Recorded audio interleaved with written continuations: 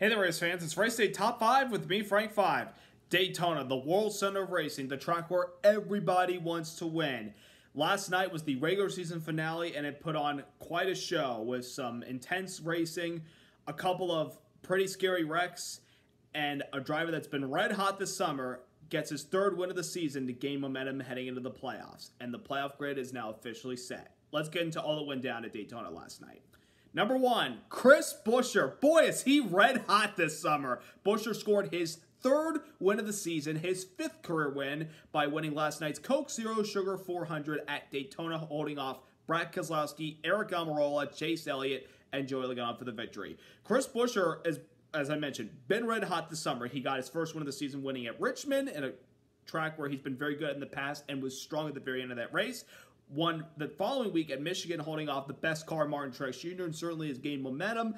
Last couple of weeks have been kind of meh for him regarding the road courses, which I thought he was going to do a little better at because he's been a good road course racer over the years. But when you come to tracks like Daytona and Talladega, Chris Buescher is always a name you keep an eye on. No matter how good or how, many times he's been involved in some certain incidents, he's very good at this type of super speedway racing. Ever since he joined Roush Fenway Racing back in 2020, he's been strong at the super speedways in that 17 car. Got his first race with the team in 2020, got a top 5 finish in the 500.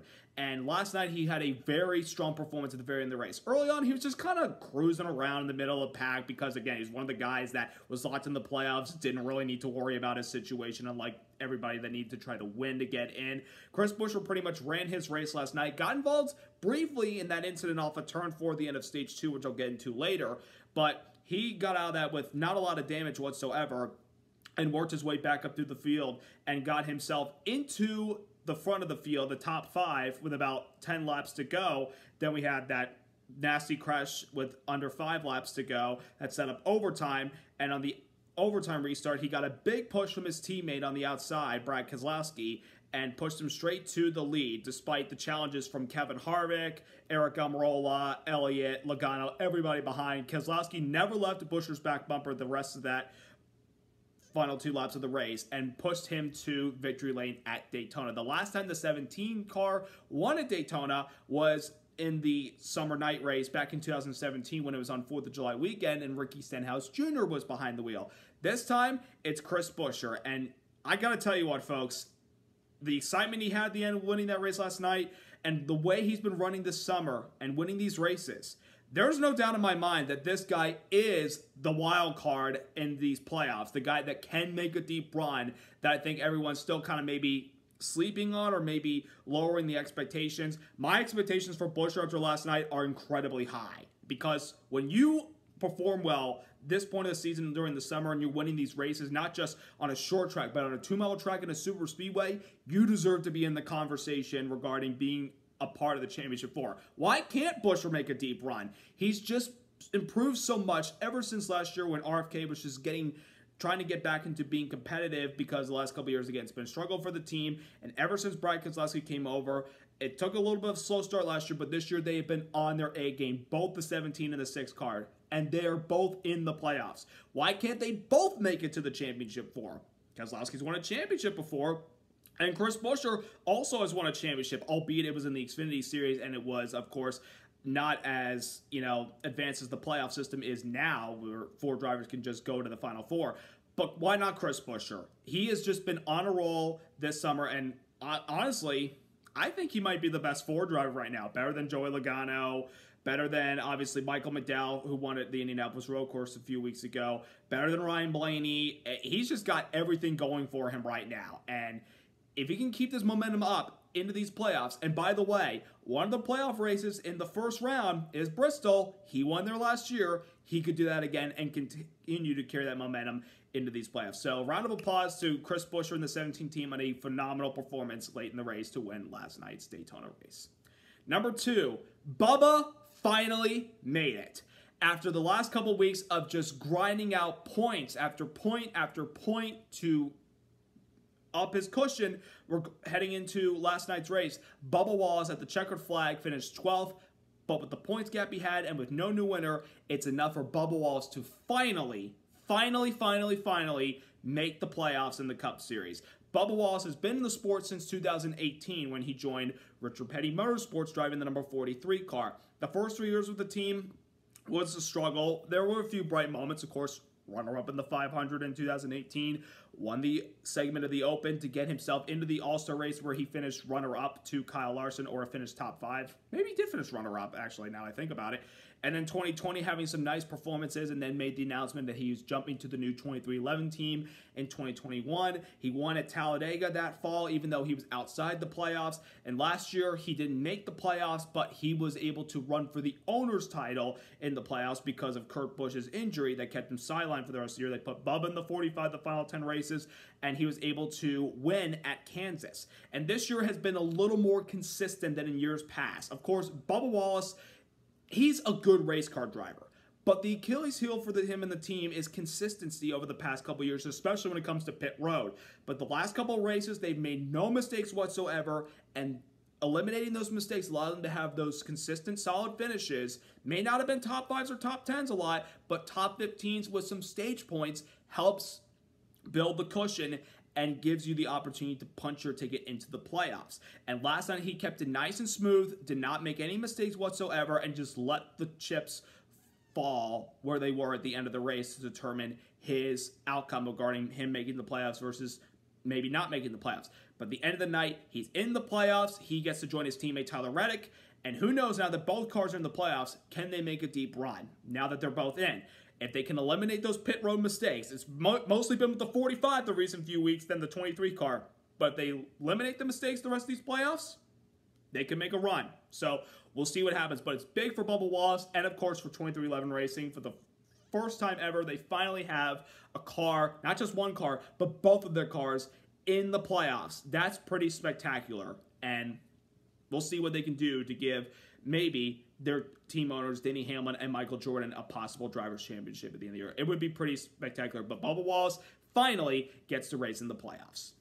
Number 3, Priest with a scary crash at the very end. With just a couple laps to go in the race, while everyone was battling side by side down the backstretch with about 5 laps to go, in the middle of the pack, Ryan Priest gets bumped from behind by Eric Jones, turns down into his teammate Chase Briscoe down the backstretch, and the 41 car caught air, and then the car dug into the grass and barrel rolled 10 times. That was a scary, scary crash. I had to catch my breath the entire time waiting for him to climb out of the car because it was a nasty crash. I mean, this might have been the worst crash the next-gen car has ever had. And this is only the 3rd time we've seen this car flip in a race. It happened to Harrison Burton in the 500 last year. It happened to Chris Buescher at the Coke 600 last year, and that was a 1.5-mile track, remind you. And then this is the first slip of this car this year, and it was a scary crash. But the AMR safety team got on there on the scene and helped get him out of the car. Priest stood up, and then he had to be put on the backboard to just put him in the ambulance and took him to the Infield Medical Center, and then he was transported to a local hospital. But just about 45 minutes, I would say, after the race had concluded, Ryan Priest tweeted out that he was bummed about not being able to get a chance to win the race and said, "We'll be back stronger." And just earlier today, Ryan Priest was able to be released from the local hospital and was able to go home with his family. It was a scary moment last night. I mean, it just goes to show that the safety improvements that NASCAR's made over the years, especially with this next-gen car after what happened late last year in the summer to Kurt Busch, that Ryan, without those safety improvements, we would have lost these drivers if we didn't change the rules regarding safety, because ever since Dale's crash in 2001, no one has died. There have been moments where we're like, oh brother, oh brother, oh brother, and praying for our lives. Like Ryan Newman's crash in 2020, but he was able to walk out of the hospital a couple days after that. And Ryan Priest today to being just discharged from the hospital after that crash last night, that scary flip. I mean, just looking at it, I can't believe it. I really can't believe what I saw with that flip right there. But thankfully, again, he was able to emerge from the car. He was okay. Unfortunately, he won't make the playoffs, but the most important thing is that he's still with us and he didn't sustain any severe injuries whatsoever that we know of. Now, does that mean with the tumble, is there a possible chance he might not race this weekend if he has a concussion-like symptom? I don't know.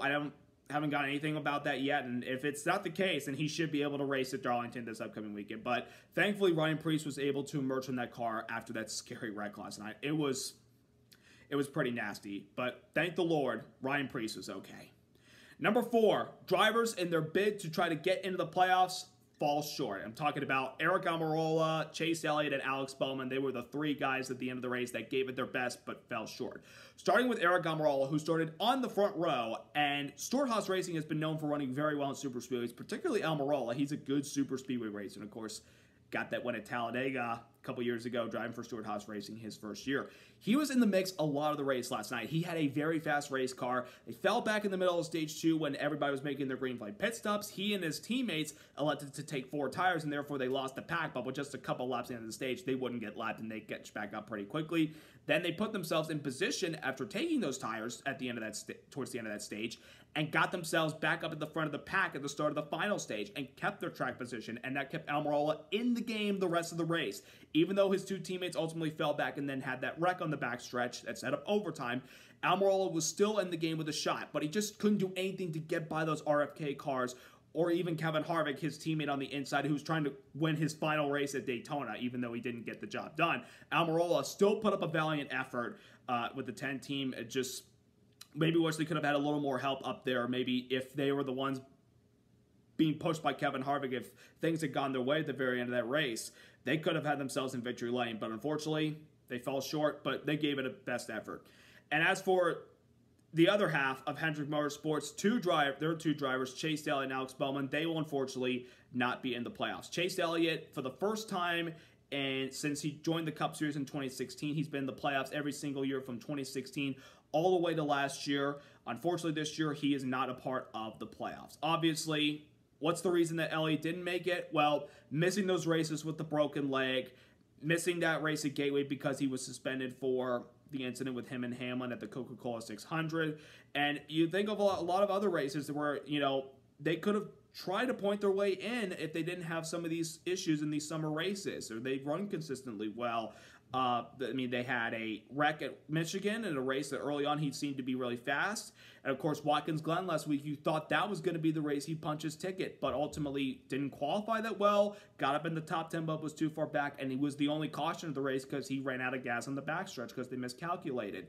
And that put Elliott in a must-win situation entering this race. The entire night, though, he was up at the front of the field, battling it out, led a couple laps. He had speed in the race car, and he gave it a valiant effort at the very end. He was doing everything possible. He had Kyle Larson up there, who was laps down from that wreck off of turn 4 at the end of stage 2, and even had his teammate Alex Bowman up there, who, like Elliott, needed to win the race. If they had maybe gotten a little more help on the inside, they could have maybe darted to the inside of Harvick down the backstretch and put up a fight against the RFK cars, but I think they were a little too strong based on speed and horsepower at the very end. But Elliott, despite missing the playoffs, he still thanked the team for giving it their best, and they had a chance at the very end of the race. And now these last 10 races are all about getting better and trying to go out and win some races. They are part of the Owners' Championship, the 9 team is, because the races that Elliott missed, they did have Josh Berry behind the wheel for most of them, and he had some good runs. And the one race they had LaJoie behind the wheel wasn't the best, but it wasn't terrible.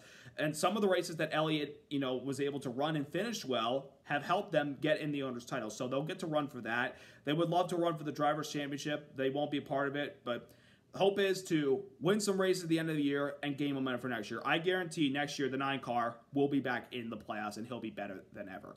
And as for Alex Bowman, his teammate, of course, he was good at the beginning of the year like his other teammates, but then he missed some races when he had the vertebrae injury in a sprint car accident that forced him to miss the next 3 races and didn't get returned to the Coke 600. And ever since he came back in the car, it's been a struggle for Alex Bowman. He hadn't posted a top 10 finish until he finished 5th at the Indianapolis Road Course race. That was his first top 10 since he got back in the car after the vertebrae injury. It's been a struggle for the summer for Alex Bowman as well, and that's why he found himself out of the playoffs.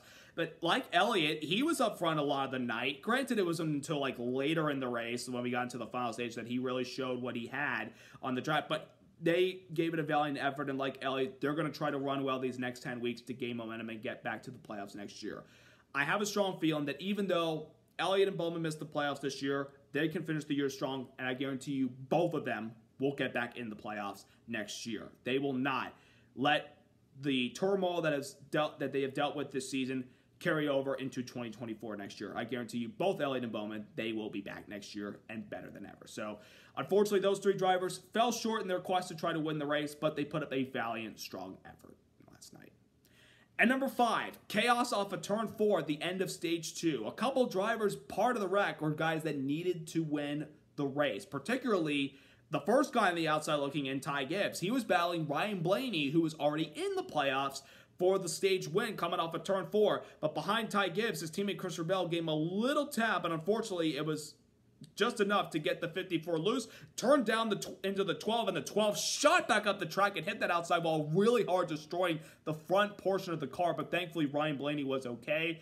But the wreck took out a lot of other drivers, including Ty Gibbs, ultimately eliminating him from the playoffs. Ricky Santos Jr., a 500 winner, was involved, but thankfully with that 500 win, he's in the playoffs. Larson was a part of it, even though he continued laps down. Harrison Burton, who was strong at times last night, he was part of it and ultimately eliminated him. Eliminated Austin Cindric. AJ Allmendinger, even though he carried on the rest of the race but multiple laps down, he was not able to get the job done. And last year's winner, Austin Dillon. That was a nasty wreck off of turn 4. And a couple drivers called out Christopher Bell for being a little too aggressive on the bump drafting end of turn 4, bumping his teammate, who is trying to push to a stage win, because Bell will do whatever it takes to get his teammate into the playoffs, no matter what the circumstances are. But unfortunately, he bump drafted him a little too hard and turned the 54 into the 12 and shot them both up the track and collected a lot of good, fast race cars last night. But some of them, thankfully, were able to emerge through the wreck, particularly Elliott. He nearly got involved in that wreck. And if you watched the replay of that wreck in slow-mo, you saw that 9 car just shoot through there just like by the skin of his teeth. Like, it was unbelievable how he got through there. But that wreck did take out a lot of guys that were up front and needed to try to win the race, particularly Ty Gibbs, who, well, that obviously, he's the rookie of the year because Noah Gragson is done for the rest of the year after he and the team parted ways due to recent events. But Ty Gibbs, unfortunately, will not be part of the playoffs this year. Will he be a part of the playoffs next year?